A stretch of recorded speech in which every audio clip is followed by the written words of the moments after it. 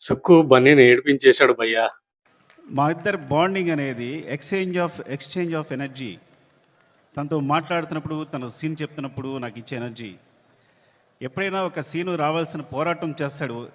మీరందరూ ఒక ఫైట్ కోసమో లేదా సీక్వెన్స్ కోసమో కాదు, ఒక ఎక్స్ప్రెషన్ కోసం ఫైట్ చేస్తాడు తను.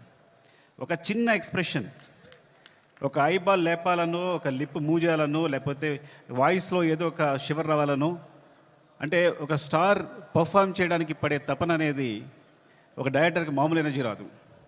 డార్లింగ్, నువ్వు నమ్మకపో, కేవలం నేను ఈ సినిమా చేయడం నీ గురించి తప్ప ఇంకేం లేదు, నీ మీద ప్రేమ తప్ప ఇంకేం లేదు.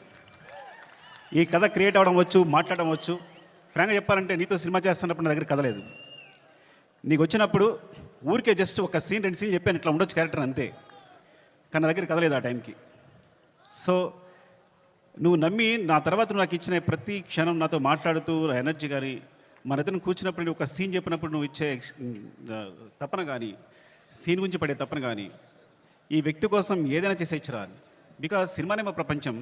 ఆ సినిమాలో ఈ సినిమాని ఒక స్థాయి తీసుకెళ్ళడానికి వ్యక్తి ప్రయత్నిస్తున్నాడు అంటే ప్రతి ఒక్కరికి ఒక ఎనర్జీ వస్తుంది. సెట్లో మొత్తం అందరికీ శ్రీవల్లి చెప్పినట్టు, శ్రీల చెప్పినట్టు, లేదా అందరూ నా టెక్నీషియన్స్ చెప్పినట్టు, నర్సన్ చెప్పినట్టు ప్రతి ఒక్కరికి కూడా ఏదైనా ఇప్పుడు ఫర్ ఎగ్జాంపుల్ అంటే ఒక ప్లాట్ఫామ్ క్రియేట్ చేస్తాడు తను ఈ హైలో. అది మైత్రి మూవీ కేసు అయినా మేమందరైనా సరే ఈ ప్లాట్ఫామ్లో మమ్మల్ని కూర్చోబెడతాడు. ఆ హైట్లోనే మనందరం చేయాల్సి వస్తుంది. ఈ హైట్లోనే అందరూ, నేను కూడా అక్కడికి ఎక్కి వర్క్ చేయాలి. ఏ ఆర్టిస్ట్ అయినా, ప్రొడ్యూసర్స్ అయినా, టెక్నీషియన్స్ అయినా ఆ హైట్లోకి వెళ్ళి వర్క్ చేయాలి మేమందరం.